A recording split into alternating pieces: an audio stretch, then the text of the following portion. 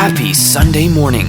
This is the Filipino Edition on Red FM 93.1 and 89.1 with your host, Joseph Lopez. Stay with us as we bring you Pinoy talk, music, and news.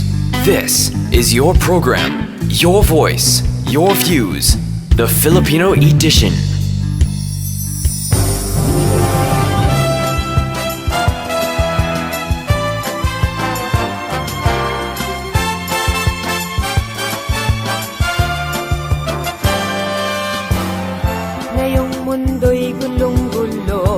At lahat tayo litong-lito, pag-ibig sa kapwa-tao, sa daigdig dapat ituro.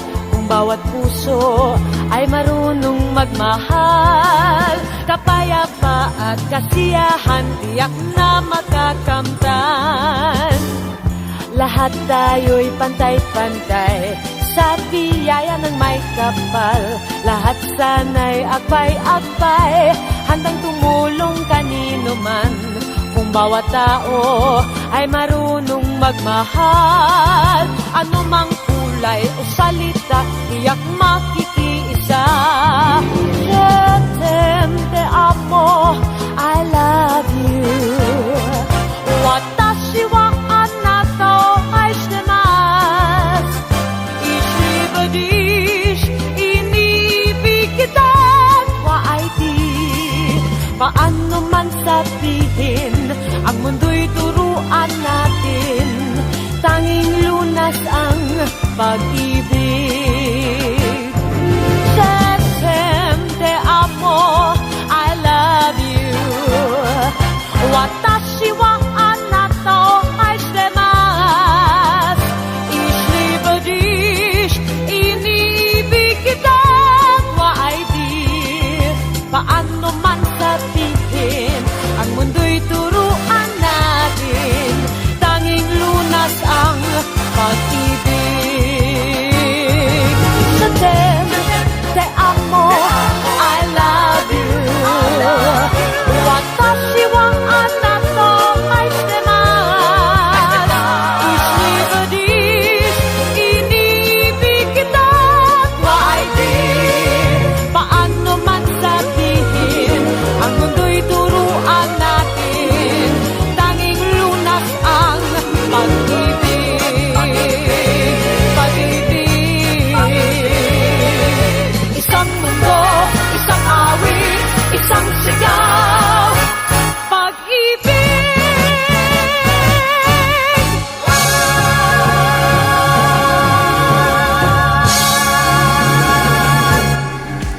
Ngayong mundo'y gulong-gulo at lahat tayo'y litong-lito, pag-ibig sa kapwa-tao sa daigdig dapat ituro. Kung bawat puso ay marunong magmahal, kapayapa at kasiyahan tiyak na makakamtam.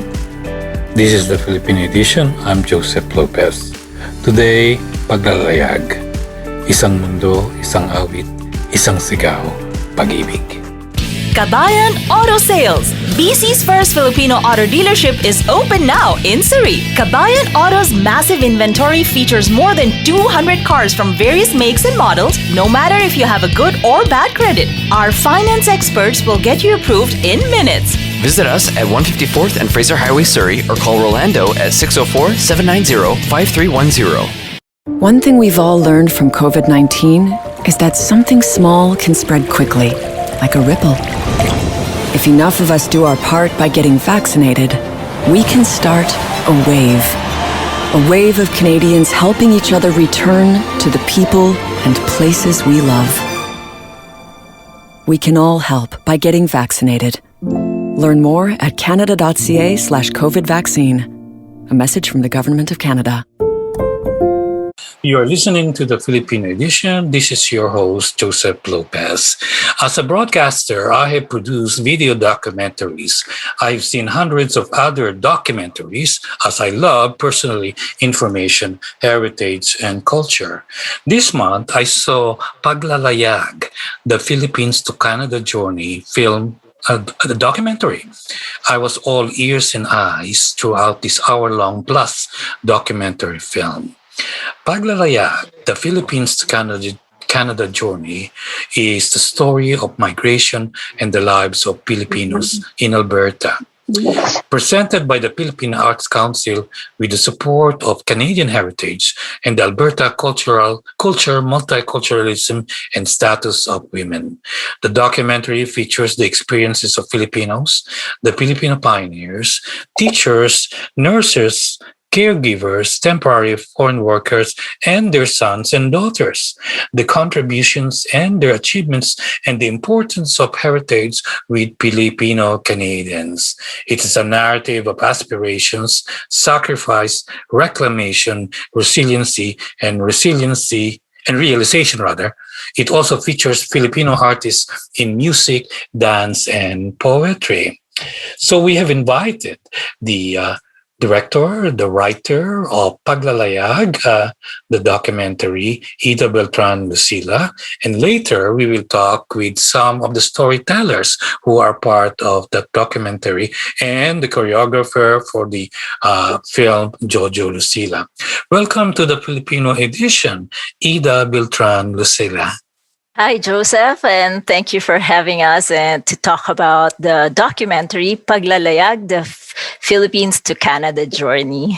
Yes, Ida Beltran Lucila is a highly accomplished dancer, teacher, and dance therapy pioneer. Formerly a principal dancer with Ballet Philippines, she has worked unceasingly to develop Philippine art and culture in Edmonton. She has spearheaded a multitude of projects, including the Philippine Arts Festival, the Edmonton Filipino Fiesta, and under her leadership, the Filipino Arts Council partners with schools to deliver programs on Philippine art forums. A founding member of the Philippine Media Association of Alberta, Ida further advocates for Philippine art and culture through her writing for the Alberta Filipino Journal. Ida, from dancing to writing, now to filmmaking.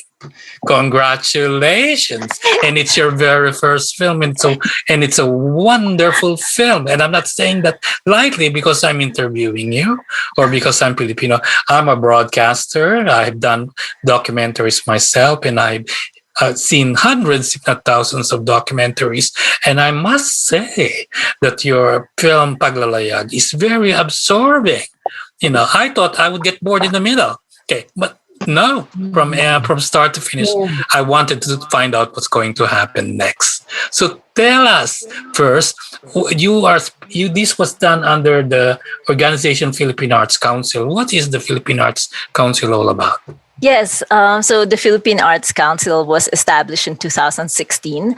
So I've had a full professional career in the arts in Manila. And so thinking that when I moved to Canada that I would just, be working just a day job. But, art has a way of calling you. And I've met other artists as well who've had other Filipinos who've had careers in Manila, but are working just regular jobs. And, I was thinking it's such a waste of talent. And so I established the Philippine Arts Council as a platform for all these Filipino artists. And at the same time, uplift, raising the profile of the Filipino community here through arts and culture. And you have a website, filipinoartscouncil.com. Yes, that's correct, and that's where all our projects are posted, and as well the documentary Paglalayag is uploaded there, and that's where people can go to watch the documentary. All right, we mentioned the word Paglalayag, Paglalayag several times. What does Paglalayag mean? Paglalayag is the Filipino word for journey or voyage. Literally it's translated for voyage in the sea, but so for me this is all about our journey from the stories of migration. So and it's also a way of letting informing other cultures here in Canada about Filipino words as well, right? So it was originally meant to be a stage live production. Then it became a film because of the pandemic. That's correct. So performing arts is my medium. So this was really conceptualized as a live production with everyone as a stage production. But so I kept postponing the performance because of the pandemic. But after a while, there was no definite timelines on when this pandemic will end, and so I decided to convert it into a video project, which turned out in the end was a blessing in disguise, because the medium actually preserves it actually extends the longevity of the project, right? Correct. Otherwise, I wouldn't have seen it, or other people wouldn't have seen it if it was just a stage production in Edmonton. And here I am in Vancouver, and people even all over the world can watch it. Where can they watch it now? So they will just go to the Philippine Arts Council website at philippineartscouncil.com. It's actually uploaded. We had a limited release of the documentary last February. And in this month, June, for Philippine Heritage Month, we've released it publicly. And it will remain there available. No, at this point, we're thinking...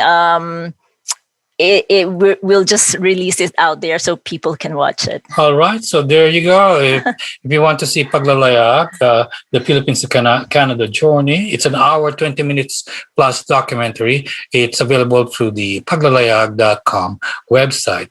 So what should we expect when we watch Paglalayag? What does the documentary have? So the documentary has has about 35 storytellers, and some of them are here. And it traces, there are stories of people who came, the pioneers in Alberta that came in 1960s. So in that segment, the documentary talks about Filipinos who have moved to Canada for professions and jobs that they were doing in the Philippines or they've trained for, right? And then so it moves to a period of time where, because of immigration policies, Filipinos have what I call deprofessionalized themselves and came here as temporary caregivers in the effort to provide a better future for their families. And we have here Rihanna, who's also a product whose mother came to Canada as a caregiver. And so after that, there is a segment on temporary foreign workers and the impact that they have because of immigration policies, the inequities that they have coming here as a temporary foreign worker. We also have Abbott here, who came as a caregiver. And so it has moved into, there is an in memoriam segment to remember the people who came before us and who are not around anymore, but have provided great contributions to the community at the moment. There's another segment on movers and shakers, people who have overcome their obstacles. And we have Lucenia here, who is a very good example on how she used her education and the perseverance to overcome and make a name here in Edmonton. And then I went to, there is a segment about the youth carrying over,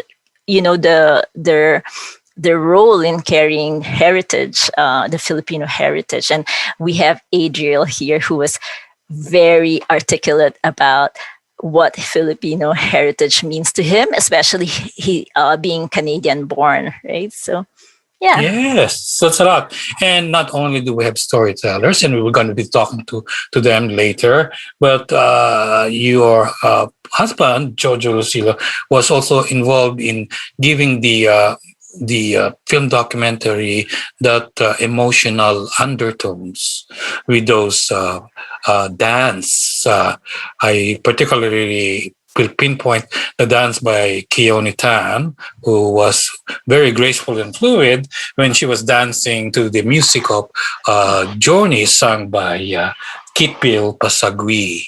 So Jojo Lucila, who is the spouse of Ida, Lucila. He is an artistic director of the Chameleon Dance Edmonton, who has taught and choreographed various dance groups, including the Edmonton Festival Ballet, the Victoria School for the Arts, the Edmonton Contemporary Dance Company, to name a few. His choreographies have won awards in different competitions and danced by the Dance Theater of Tennessee.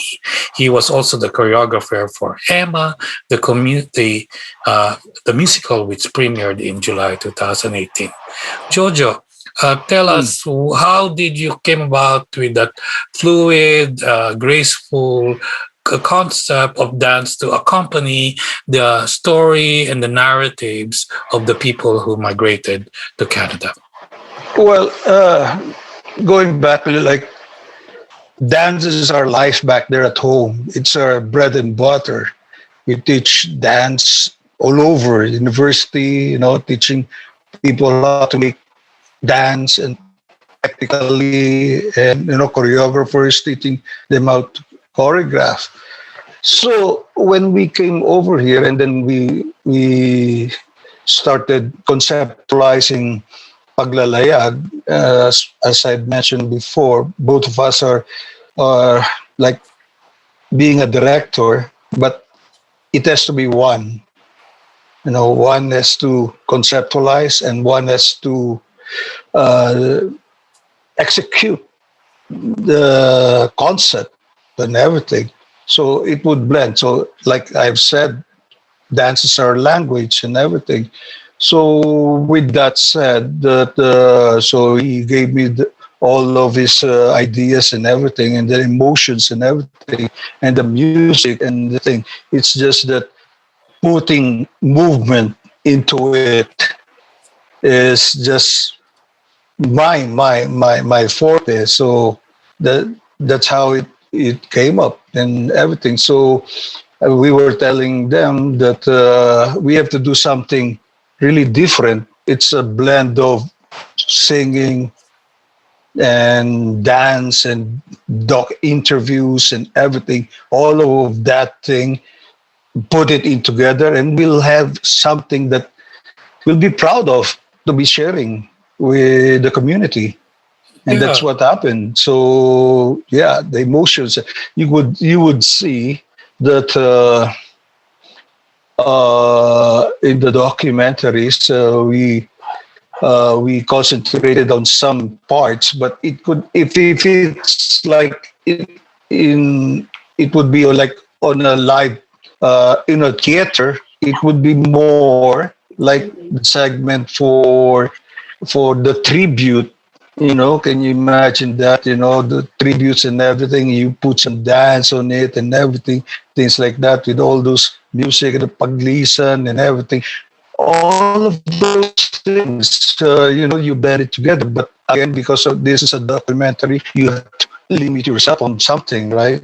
Yeah. Time, things like that. So, yeah. Yeah, definitely. Because of that, the dance, the poetry, the excellent poetry by Mila Bongkol Pilipsik, How to Leave Your Child, the singing by the Coro Filipino, Sa Iyong Paglisan, has given it the documentary what I call a non-linear narrative. The interlocking stories have made it cohesive. So that's what I think makes the documentary film successful and absorbing, as I keep saying, compelling to begin with. So with that, we start with some of the storytellers. Let's begin with some of those who have arrived earlier in Alberta. Let's start with Adelina Mendoza de la Cruz. Adelina Mendoza de la Cruz, or Adeline, arrived in Canada in 1967 as a teacher following her husband, because they felt that going to getting a contract to teach in Canada at $500 a month compared to their Canadian dollars, compared to their 140 pesos a month in the Philippines, they won a sweepstakes. Congratulations, Adeline, for that long-term running sweepstakes. Have you been in a lottery? Have you played lottery, Adelina? I don't play lottery. Lottery, yeah. So tell us, when you came here, it was winter one time, and there was plenty of snow outside. So you said you thought of halo-halo in the Philippines. So you decided to get a scoop of snow, which has been lying on the ground, and mix with the cream of corn and some sugar, I believe. How was that for you? Was it delicious? It was. And what happened? And what happened? I was infected. There was infection. Okay. It was. I didn't know that it was dirty. It was mere ignorance, or because that was the first time that I saw snow.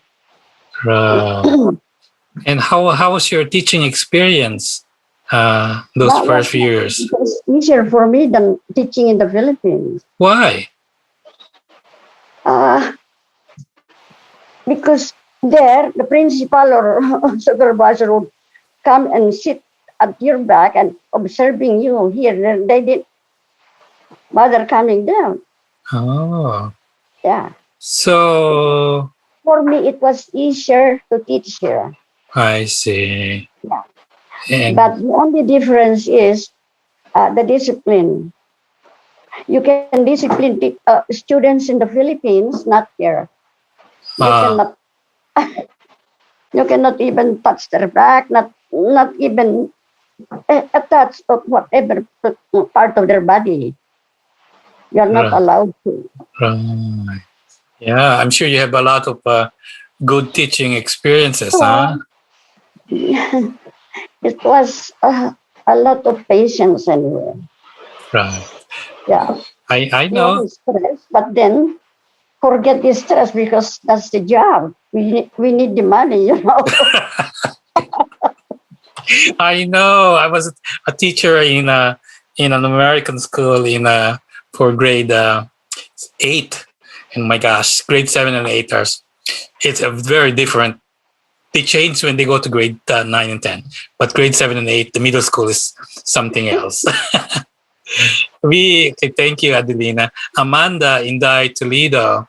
Okay, if Adelina arrived in 1967, you arrived in 1969 from Hong Kong to Alberta. From Philippines to Hong Kong. You were working in Hong Kong, right? No. You were just I came transiting? straight from the Philippines, but that was a stopover to Hong Kong. Yeah. Hong Kong to Vancouver and then Edmonton. No, when you arrived in Edmonton, why did you pick Edmonton? Why not British Columbia? Why not Ontario? You know what happened? I just read into the ad in the newspaper that they need nurses and teachers in Canada. And actually, that's just for me, just for fun. So I applied. So when I applied, after about over a week, I got a letter of acceptance from here in Edmonton. So my parents actually doesn't want me to leave. But anyway, because of my classmates in nursing, that everybody was gone. They went to Germany, they went to the States. I was the only one that will come to Canada at the time. But no regrets. But you were assigned in Myrnam, 2 hours east of Edmonton, mostly Ukrainian. But Hindi ka ba nalungkot? Weren't you lonely? No, you know what? I think if you really determined to come and if you mingle with people to be, to be with them, and especially like the food and the culture and everything is different. I was very interested in that. And because of that, I learned so much from that experience. And Adeline in Toledo, you were in 1967, 1969. There was no internet then. There was none. Phone calls were very expensive. To communicate for my parents, I have to operator, and it was really, really hard. So usually we send a telegram. Yeah. Oh my gosh, nobody sends telegrams now. And I don't even see a typewriter. In Myrnam, I didn't realize when I got there that it was only a 25 beds hospital, and most of their patients are from the lodge. So it's not really an active hospital, but I enjoyed looking after those ladies. I learned so much, and then I took Ukrainian classes. I was able to communicate with them. I sang in their choir. I did everything. Yeah. So I think if you are really willing to be successful in life and to be friendly and to accept, like the culture and everything, I think, like it's a very rewarding experience for me. Yeah. And I have no regrets. I can see it was hard. I can It see was that. hard, but If people can see your face, there are no regret lines, wrinkles in your face at all. So in 1967, Adelina, 1969, Amanda Toledo. Let's move fast forward to 2010. Albert Abet Thiessen, who was an overseas foreign worker from Japan. It took you 5 years to have your family join you. It was long struggle, a long battle, a long adjustment. Tell us about it. Well, Oh no, he's talking. well, first and foremost, I would like to say good evening, everyone. It's good morning. Good morning now in good Vancouver. Yes, we're airing here. Good morning. Okay, go ahead. Say good morning. It all started, as you mentioned a while ago, Kuya Joseph. May I call you Kuya Joseph? You can call me. Tito Joseph. Yeah, no problem. When you're talking about Paglalayag, you said you might get bored for the long hours or because of this documentary, but rather that the end result that you were amazed from the start up to the end. So am I actually still amazed when I heard stories of Tita Adeline, Tita Inday, Kuya Jojo or Tito Jojo. Ganun pa rin po. I'd never stop. May mga goosebumps pa rin ako when I heard their stories. Napakasimple. It was a humbling experience for us also, if I may start. What brought us to Canada is, for greener pasture, I should say, for the kids. With all the chaos, with all those politics back home, we see the greater opportunity to migrate here. And as a caregiver, I started my career here in Canada. I should say as my temporary platform or my stepping stone to bring them here. You mentioned that it took me 5 years, 5 grueling years to bring them here.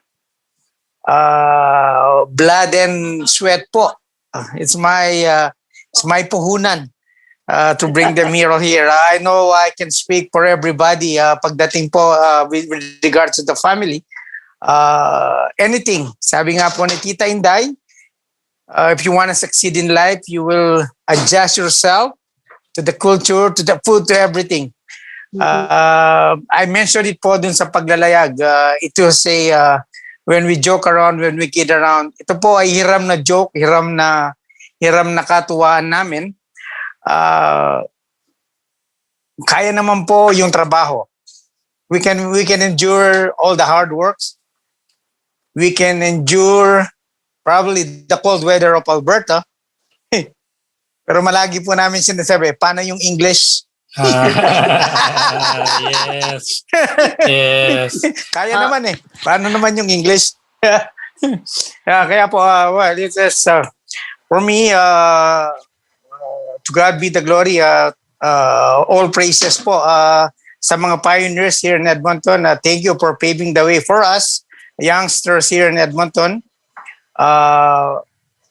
For a documentary like this, kudos to the husband and wife team, Jojo and Ida Lucila, and for bringing us here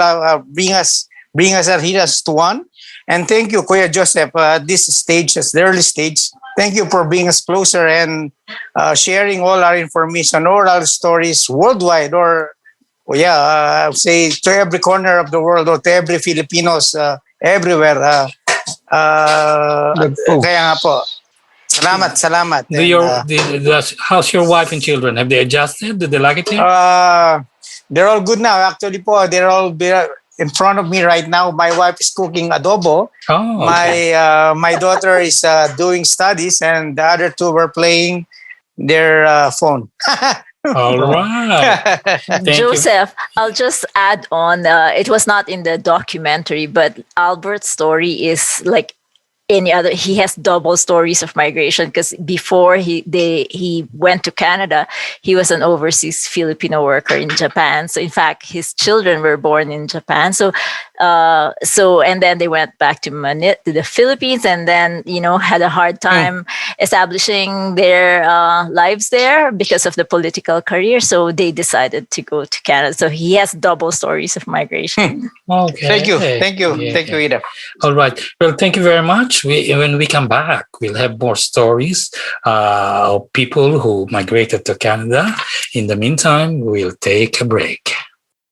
Kabayan Auto Sales. BC's first Filipino auto dealership is open now in Surrey. Kabayan Auto's massive inventory features more than 200 cars from various makes and models, no matter if you have a good or bad credit. Our finance experts will get you approved in minutes. Visit us at 154th and Fraser Highway, Surrey, or call Rolando at 604-790-5310. You're listening to the Filipino Edition. This is your host, Joseph Lopez. We have with us the writer and director of Paglalayag, the Philippines to Canada journey documentary film, together with the choreographer.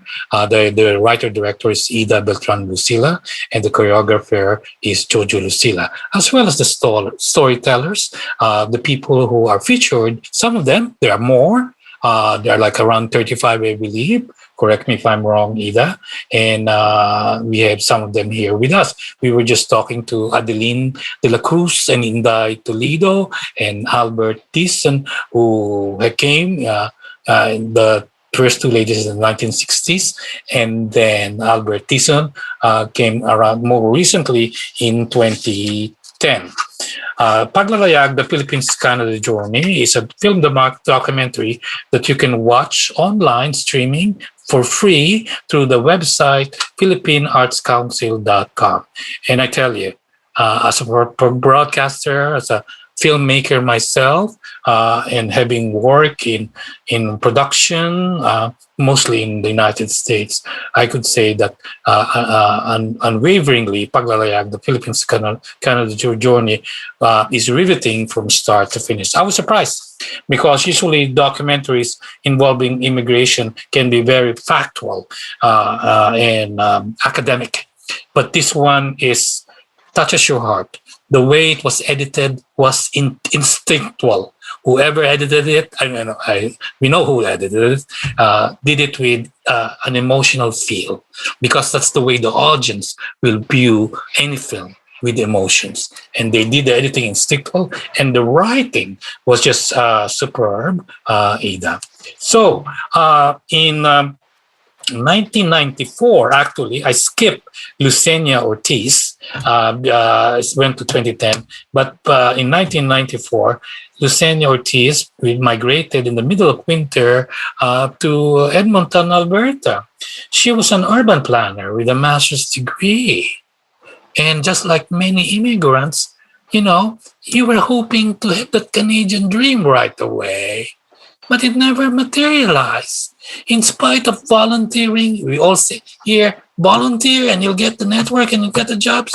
You volunteered for 3 organizations within a span of a year and not a single job offer.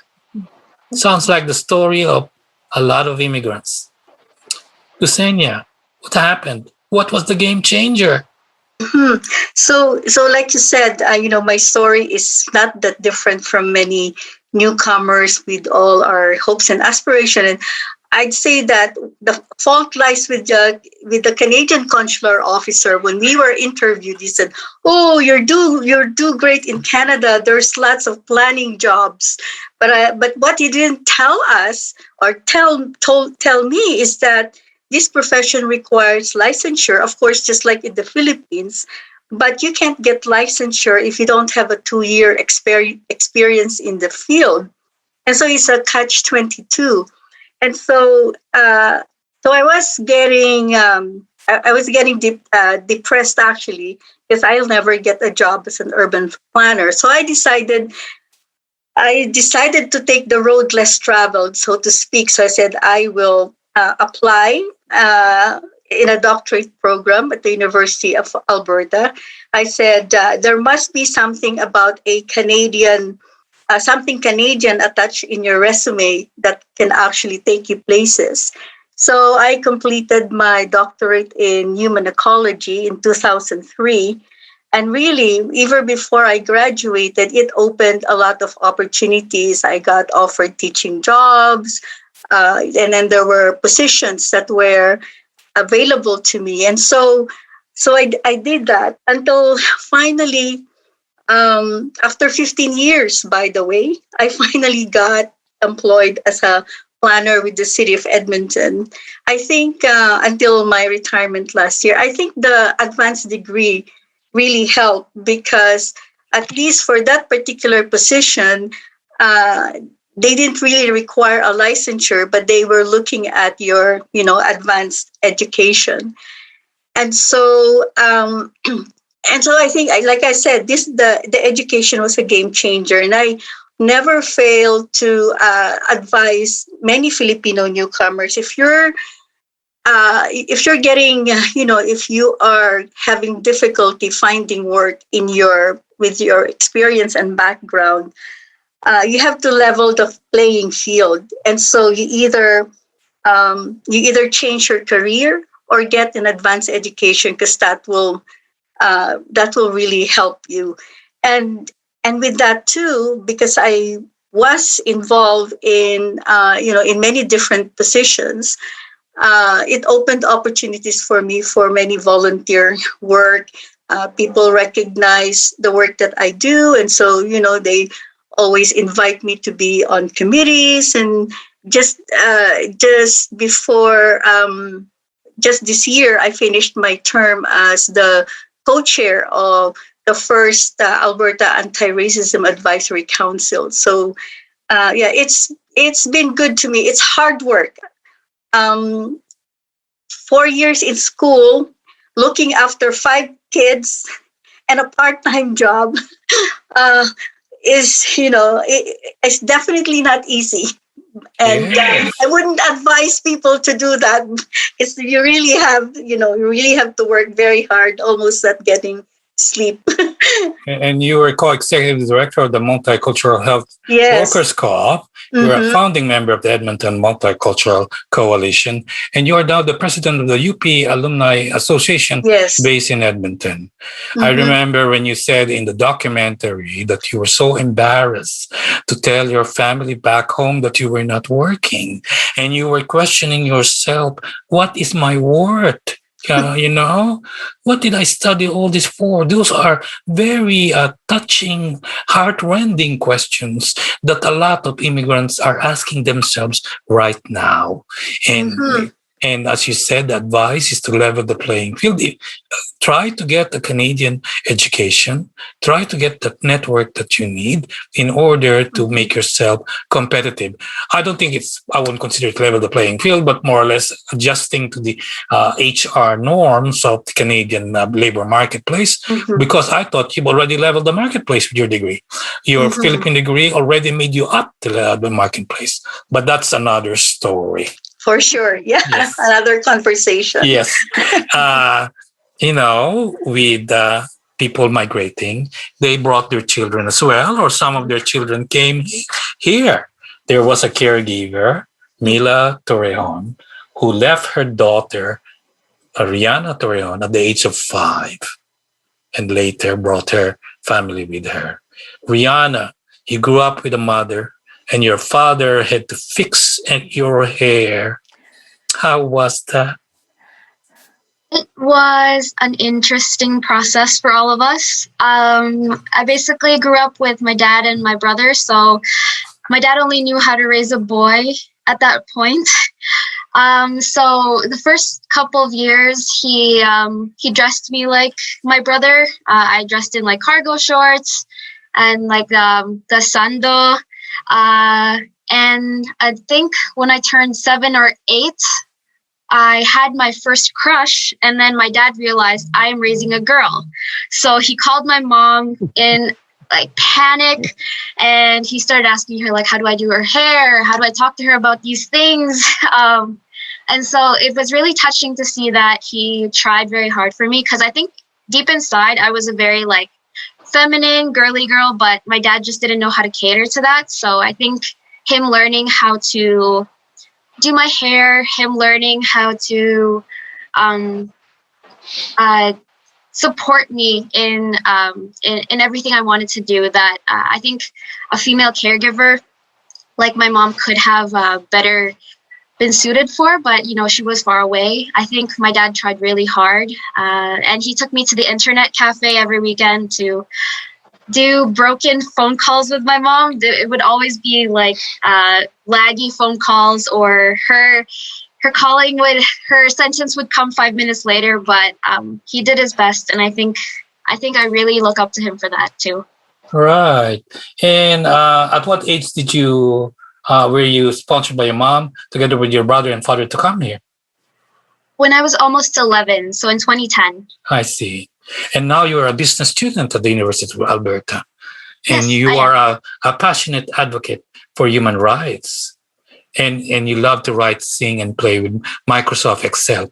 How can you play with Microsoft Excel? We'll talk about that later. Okay. So, did you have problems adjusting and be relating to your mom after 6 years? I remember that movie, Anak, I think it's called, by Vilma Santos, where she had to come back and she had all these issues with her daughter when she came back, and vice versa. The daughter had issues with her as well. Did you have any issues with your mom?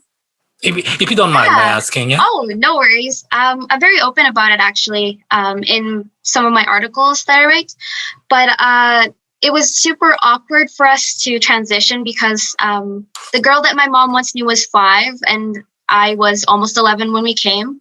I had started developing my own values, my own mind, and it was difficult for me to come to Canada and have those values challenged by Canadian culture, and to have my mom sort of try to control me or discipline me in as a 5-year-old in her mind. I think that was very awkward for us. And then I think it was difficult for me to watch my parents work multiple jobs as well. And so I really only got to know my mom much later, when I was about 17 in university, because they were working multiple jobs. And now we have a great relationship, and I think we look back on it and we laugh. And I think that's why I'm such a passionate advocate, because I didn't really get to grow up with my mom, and I'll always miss that. But I do really look up to her. And I think that I try to still be her baby in many ways, because I think that's the best way I can give back to her the years that she missed with me. So yeah, I think we try to spend as much time together as we can, but it does break my heart that so many parents have to miss those milestones with their children. Yes. Last Sunday, it was Father's Day, and I was interviewing a fatherhood expert from Yale University, and his advice to fathers, and it applies to anyone in the world, it's never too late to mend your relationships. No matter how much time, or it's the quality of time, not the quantity of the time. It's never too late. All right. Talking of offsprings, we have Edrada.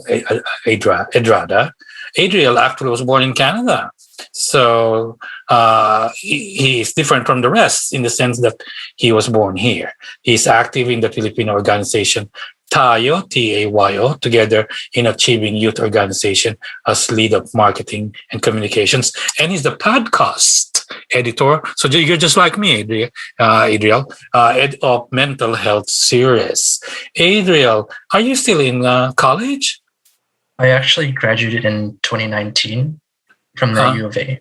From the University of Alberta. Yeah. All right. Okay. So tell us, have you been to the Philippines? Yes, I have quite a few times. Yeah. So your parents were immigrants to Canada. What did they tell you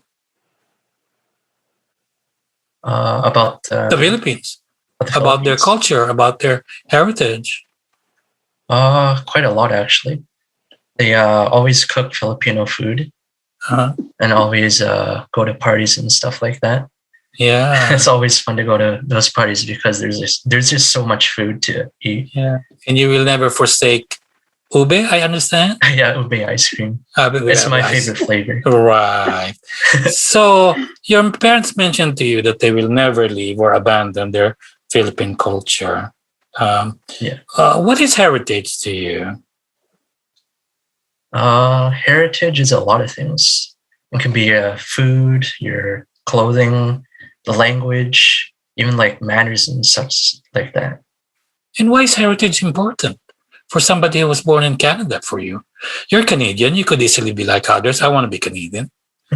I want to be. I'm Filipino, of course, but I'm Canadian. Why bother? Well, I think it indirectly or directly affects your values, even your core ones. Like in Filipino culture, you have to respect your elders, for example. And I think that's very important in any culture, really, because they have like knowledge that you could pass on to the younger generation. Yes. And yeah. And you said in the film Paglalayag, you mentioned that you should not be afraid to explore Filipino heritage. You should try to experiment with Filipino culture and mix and match the different aspects of your Philippine culture. And you have to be open to that. And you have to find out, let's see where it leads. What do you mean by that? Well, culture is always evolving. So like if we look at like, say, K-pop, for example, 20 years ago, that was like, no one has ever heard of it. But nowadays, everyone has heard of it. Right. So in terms of Filipino culture, you could, let's say, take a traditional dance and try to incorporate pop elements into the choreography of it. Yes. And try to take a modern twist to it. Wow. Yeah. So, thank you, Adriel. So, Adeline, we go back to you. Yeah. Yes. What's your advice or lesson to immigrants, whether they're Filipinos or not, coming to Canada? What advice would I give them? Yes. Well, accept whatever job they can get. All right. As a stepping stone anyway, and then they can move on. All right. Good. Inday, Toledo. Yes. If you're lonely in a small town like Mirna, with minimal contact with your family back home, of course, there's the internet now, and there's the phone with WhatsApp. So, practically, how should you cope with loneliness? I sing. What? You what? I love to sing, so I you sing. I can entertain myself. I can sing for hours. Oh, I see. Yes. Yeah. Albert. Okay. Long struggle, long, hard work. How do you persevere? What's your advice to another man trying to reunite with his family, bring his family here? You're muted, Albert. I cannot hear you. You have to stay focused. Stay focused with your goal. It's the basis why you're migrating or even going to a diverse country or culture. So back to the basic. Always think of the basic, and you won't be wrong. Okay. And the rest, of course, with the help of Almighty God. Yeah, you mentioned your faith was a big component in your survival. Lucenia, there's an immigrant right now listening, crying, not getting a job that he or she was prepared for, and embarrassed to tell their families back home the Canadian dream is not a dream yet. What will you tell him or her? So the first thing I will tell her or him is that the reason why you're still alive, you wake up every day, is because of a very important trait among Filipinos. Remember, resilience. Diba? Nakakabangon tayo. Pag nadapa tayo, nakakabangon. Resilience has been a very Filipino value. And you always remember that. Because we have that in us, that we always bounce back whenever we fall down. And then with that resilience, it really helps you to think about who you are. You have a wealth of talents and skills, and you have to explore every opportunity where you can use it. So don't. I think you can get disappointed and depressed and be frustrated, but you can bounce back. I think that is the strength of many Filipinos. We bounce back, and don't get frustrated by one failure. Okay. There's always an opportunity lurking out there. This is why Canada is such a offers such tremendous opportunities. You just have to find it and really always believe in yourself. The reason why we migrate, because we believe in ourselves. We leave our countries behind. Thank you. We have that. Thank you, Lucenia. Rihanna, okay, there are some young people there, or children who have joined their parents recently, and now there's a conflict at home. They're not used to being with each other. What you say? I would say go out and enjoy some things together, see the new country together, and just know that you love each other very, very much. You might disagree on some things, but both parties have experienced a lot of pain to get here, and now you're together. So just take advantage of that time and realize that you're in this together. You are both newcomers. And you will just have to make the best of it. Yes. Adriel, you were born here in Canada. How can people who are born here in Canada know their roots better? Just take advantage of the internet. I know recently there's been a premiere of a series, Netflix series called Trece. Trece, how do you spell it? Is it Tre? 13 is 13. 13. Trece. And okay, 13. And that will give you some ideas. Yeah, it's all about Philippine mythology. I see. Netflix, Trece. I've never heard of it. Okay. I think Adriel is too humble because he himself is involving himself in Filipino organizations. So even with that alone, involvement in the community, is a big factor already, knowing your heritage. So, yeah. Jojo. Okay. Well, you've been here for years. Okay. Any word of advice? Well, kagaya nga ng sabi ni Lucenia, when we arrive here, hindi rin sinabi sa amin ng upgrading.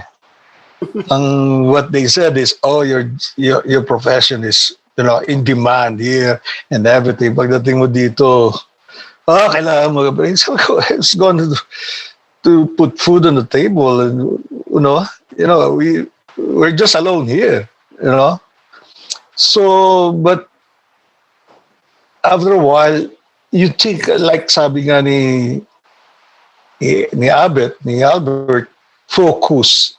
Tanong mo sarili mo, why are you here? Diba? Ang sabi mo, for the children, greener pasture. Also, doon ka na lang mag-focus. You provide something for your children. Yes. So, any job na pumasok, yun na, sabi nga ni Rihanna, the parents here, tatlo, multiple job and everything. There was at one point, I had 4 jobs. Alas hindi ka naman matulog dahil nga you have to provide something and everything, and yung focus for the children, greener pasture, And some of the Filipinos kumusta pare, successful ka ba? Well, kung bibigyan mo yung focus, kung ano yung talagang purpose mo dito, para sa akin, successful na ako. Dahil yung mga anak ko, lahat professional na eh. Yeah. Tapos na sila eh. Lahat. They have their own life and everything. So, with that, successful ka, di ba? Ano pang hinahanap mo? You know, that was the purpose of your migration. To give them a door. Yes. You gave them something like a plank. You go there, you dive and find your life. Yes. They're all prepared for it. Yes. Yun ang success. It's true, Jojo. Any more, but if you want some more, iba na yun. All right. Thank you, Jojo. Thank you, Jojo. Okay. Ida, last words in how to invite people to Paglalayag. Yes, so Paglalayag, the Philippines to Canada journey is really the stories of migration, so of Filipinos, but these stories are universal stories that actually will resonate with any other migrants from other countries. So, it's the universal story of sacrifice and perseverance and dedication for love, right? For love of family, for love of for in the search of dreams or a better future.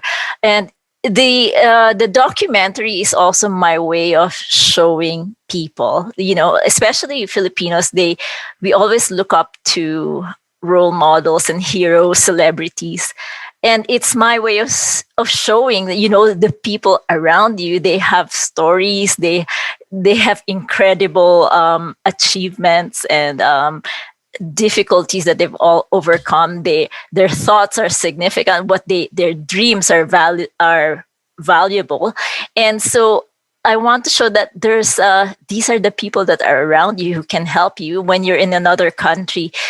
Support system, inspirational stories are a big factor in, for you to stay on the path that you have started for yourself. So I'm inviting everyone to watch the documentary as a historical reference for the Filipino community.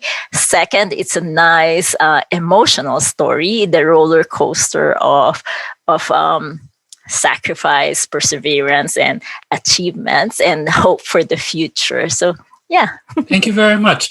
That was Ida Beltran-Lucila, the director and writer of the documentary film Paglalayag, the Philippines to Canada Journey, which could be live streamed through their website, filipinoartscouncil.com. And you can know more about the Paglalayag film documentary through our Facebook page, the Filipino Edition. So maraming salamat, Ida, and to all our guests, Jojo, Adriel, Lucenia, Inday, Adeline, Brianna, and Albert. Maraming salamat. Thank you for having us, Joseph. Thank you. Maraming salamat. Thank you. Joseph. Thank you.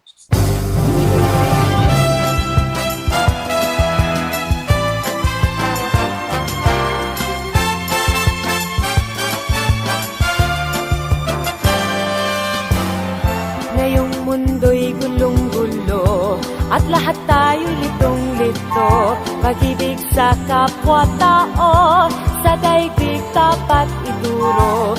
Kung bawat puso ay marunong magmahal, kapayapa at kasiyahan tiyak na makakamtan.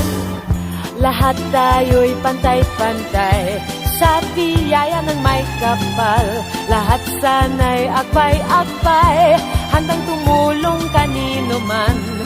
Kung bawat tao ay marunong magmahal, anumang kulay o salita, tiyak makikiisa. Te amo, I love you.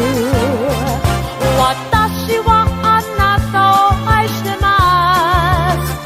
Ishibadish, inibig kita, wa ID. Paano man sabihin, ang mundo'y turuan natin. Tanging pag